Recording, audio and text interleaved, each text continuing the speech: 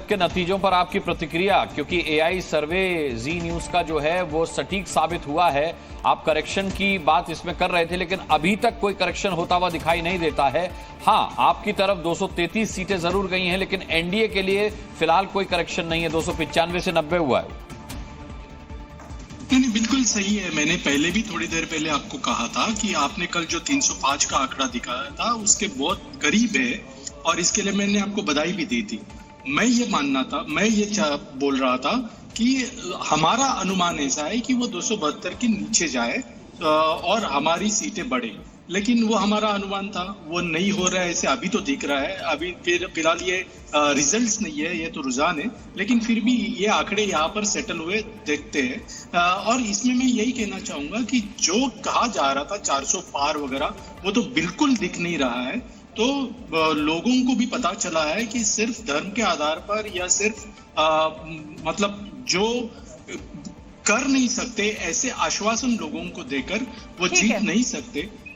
ठीक है महेश जी, आएंगे आपके पास। और कलोल जी, आपका मैं रुख करना चाहूंगी। अमेठी सीट का यहाँ पर जिक्र हो रहा है, और अमेठी सीट के लिए मैं इसलिए ये कहना चाहती हूँ कि भाई कांग्रेस ने अपनी पूरी ताकत झोंक दी स्मृति ईरानी को हराने के लिए। डीके शिव कुमार वहां पर पहुंच गए, अशोक गहलोत वहां पर पहुंच गए, और क्या लग रहा है कि यही पे कर गया है कलोल जी से पहले राम और चंदन का रुख करेंगे, क्योंकि महाराष्ट्र के रुझानों में बड़ा उलटफेर यहाँ पर देखने को मिल रहा है। बिल्कुल, उद्धव की शिवसेना 9 सीटों पर इस वक्त आगे है। उद्धव की शिवसेना 9 सीटों पर आगे, बीजेपी 12 सीट पर इस वक्त आगे चल रही है। महाराष्ट्र से ये बड़ा अपडेट और बड़ा उलटफेर।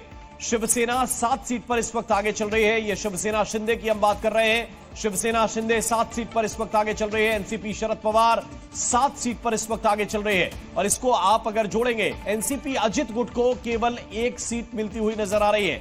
केवल 1 सीट पर अजित पवार, एनसीपी गुट 1 सीट। और इस वक्त एक और बड़ा अपडेट मिल रहा है, एक और बड़ी जानकारी। राहुल गांधी दोनों सीटों पर बड़े अंतर से आगे चल रहे हैं। ये जानकारी इस वक्त की, यानी कि वायनाड और रायबरेली।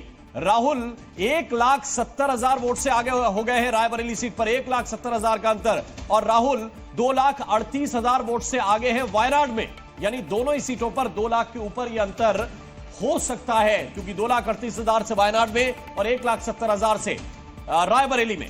वहीं हिमाचल प्रदेश के हमीरपुर से अनुराग ठाकुर भी आगे चल रहे हैं। बशीरहाट से तृणमूल कांग्रेस के हाजी नूरुल आगे चल रहे हैं। रेखा पात्रा वहां पिछड़ चुकी हैं। इस वक्त की बड़ी खबर, हाजी नूरुल जो कि 2,50,000 वोट से आगे चल रहे हैं। कांग्रेस नेता जयराम रमेश का बयान इस वक्त की बड़ी खबर। राहुल गांधी दोनों सीटों से आगे हैं। राहुल गांधी जबरदस्त तरीके से आगे चल रहे हैं।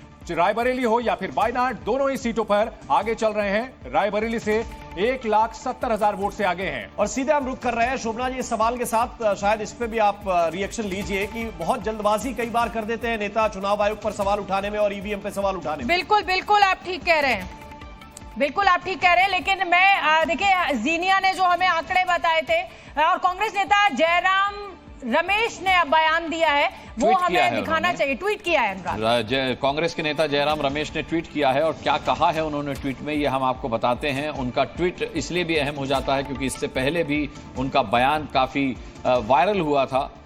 उन्होंने साफ तौर पर यह कहा है कि सभी 543 सीटों के रुझान आ चुके हैं। रुझानों पर उन्होंने बात की है। उन्होंने कहा है कि मोदी की ये नैतिक हार हुई है, क्योंकि 400 पार के लक्ष्य का डंका बजाया गया। एग्जिट पोल उन्होंने कहा पूरी तरह से फेल हुए हैं। पीएम मोदी भूतपूर्व होने वाले हैं। जयराम रमेश ने कहा कि पीएम मोदी भूतपूर्व होने वाले हैं। चुनाव का संदेश पीएम का इस्तीफा दें। बिल्कुल, देखिए ये तो जयराम रमेश का हमला हो गया अनुराग, लेकिन यहाँ हम ये अपने दर्शकों को जरूर बताना चाहेंगे, और थोड़ा हम खुश हैं और इसलिए हम बार बार इस बात को साझा कर रहे हैं कि देखिए, तब जब सारी बड़ी बड़ी एजेंसीज के एग्जिट पोल फेल हो गए, सबने 400 पार का आंकड़ा दिया था, किसी ने 378 दिया था, 380 दिया था, लेकिन उस समय जी न्यूज ने एआई पोल किया था और हमारे नतीजे जो हैं वो इस समय जो टैली दिख रही है उसके बहुत नजदीक है। लेकिन अभी लक्ष्मी जी मेरे साथ हैं और उन्होंने कहा कि केरल से बीजेपी के लिए अच्छी खबर है।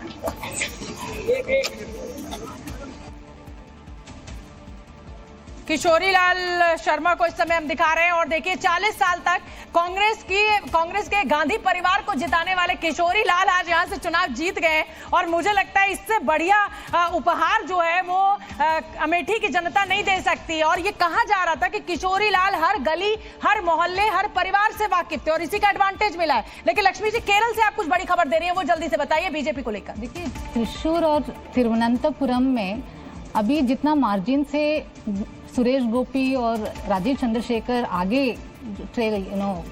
दिखाई दे रहे हैं, इसका यही है कि वहाँ पे बीजेपी बहुत ही अच्छा परफॉर्म किया है, वहाँ का उनका स्ट्रैटेजी और कैंपेन वर्क किया है, but it has not worked in Tamil Nadu.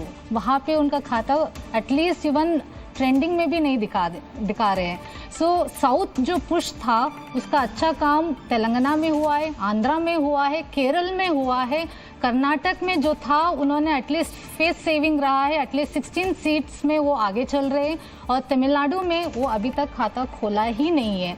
So to some extent BJP has done very well in south.